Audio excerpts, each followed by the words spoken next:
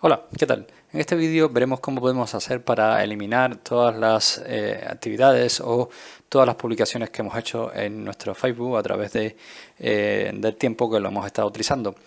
Y para esto vamos a utilizar el registro de actividad, que es el que muestra todo lo que hemos hecho en nuestro Facebook. Es un poco aterrador simplemente desplazarse hacia atrás y puedes ver todos los tipos específicos de actividades utilizando solamente los filtros que te muestra Facebook. Entonces vamos a ver de qué estamos hablando. Para entrar a esto solamente nos vamos a dirigir a nuestra cuenta y después nos vamos a ir a configuración y privacidad. Una vez que estamos aquí verás que tienes un apartado llamado registro de actividad y haremos un clic sobre él. Aquí esta configuración, este registro de actividad viene por categorías, ¿vale? Tiene tus publicaciones, tienes actividades en las que te han etiquetado, tienes interacciones, etcétera, etcétera. Pero si nos vamos a tus publicaciones, verás como aquí en el apartado del panel de la derecha se abre un registro de actividad de todas las publicaciones que has ido haciendo a través de la historia, ¿vale? Si llevas muchas publicaciones y lleva mucho tiempo, esto cargará, hasta, bueno, completar un historial de todas estas publicaciones.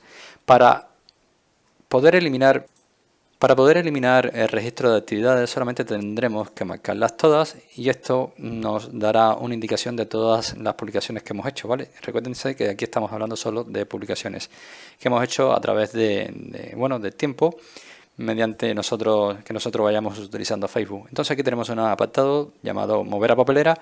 La moveremos a la papelera y nos estará indicando que esto se mantendrá ahí en la papelera durante unos 30 días. Después de esto, automáticamente se eliminará y dejará de existir, ¿vale? Entonces aquí ya podemos eliminar todo este registro de actividad y, bueno, así de sencillo es vaciar el registro de actividad y de las publicaciones en nuestro Facebook. Así podemos eliminar todas las publicaciones que hemos hecho a través del uso que le hemos dado a Facebook y es, como puedes ver, bastante sencillo. Pues nada, espero que el vídeo te haya gustado, te haya ayudado. Si es así, te invito a que me dejes tu like, suscríbete a este canal y por supuesto nos vemos en un siguiente vídeo.